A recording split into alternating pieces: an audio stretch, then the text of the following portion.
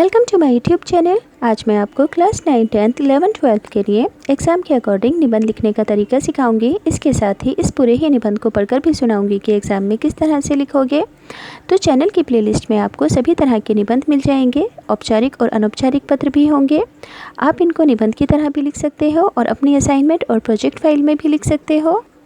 तो पढ़ना स्टार्ट करते हैं। टॉपिक है, 3 टॉपिक है और तीनों ही टॉपिक्स के लिए आपको एक ही निबंध लिखना है, जैसे कि कृषि मेला अथवा एक मेले का वर्णन अथवा वह क्या मेला था वह, यानी कि तीनों के लिए एक ही निबंध लिखा जाएगा।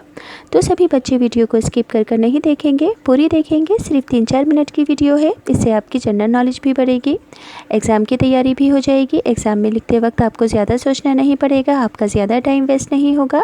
बहुत छोटी सी वीडियो है, पूरी देखना। तो सभी बच्चों को पता है कि एग्ज़ाम में पॉइंट्स के अकॉर्डिंग निबंध लिखना पड़ता है, तो यहाँ पर भी आपको इन्हीं पॉइंट्स के अकॉर्डिंग निबंध लिखना है। जैसे कि भारतीय संस्कृति में मेलों का महत्व, सबसे पहले इस बात का उल्लेख करोगे। फिर कृषि प्रधान देश है भारत, ये बताओगे। कृषि मेले के बारे में बताओगे। प्रगति मैदान में मेला लगता है, कैसे कैसे लगता है। लास्ट में विभिन्न वस्तुओं का प्रदर्शन किया जाता है मेले के अंदर, उन सब वस्तुओं को बताओगे कि क्या क्या वस्तुएँ हैं। तो पढ़ना स्टार्ट कर रही हूँ। मेलों का भारतीय सभ्यता एवं संस्कृति में विशेष महत्व है, यानी कि मेलों का भारतीय कल्चर में खास अहमियत है। भारत में विशेष अवसरों पर जगह जगह मेले लगते रहते हैं।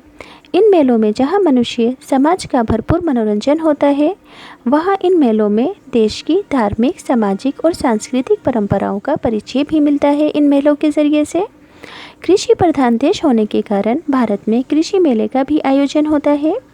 कृषि प्रदर्शनी को कृषि मेला भी कहा जाता है। जब भारत परतंत्र था, तब विदेशी शासक भारत की पुरानी कृषि व्यवस्था में सुधार में कोई रुचि नहीं लेते थे। उस समय भारत में खेती बाड़ी का ढंग बहुत पुराना था। वही पुराने हल और बैल की जोड़ी खेती बाड़ी में पशुओं से हल चलाने, कुएं से पानी निकालने आदि का काम लिया जाता था। जगह जगह छोटे छोटे गांवों में पेंट लगती थी। पेंट को एक प्रकार का कृषि मेला भी कहा जा सकता है। पेंट में दूर दूर से लोग आते थे और पशुओं का क्रय विक्रय करते थे। भारत के स्वतंत्र होने के बाद सरकार ने कृषि सुधार को प्राथमिकता दी, प्रायोरिटी दी।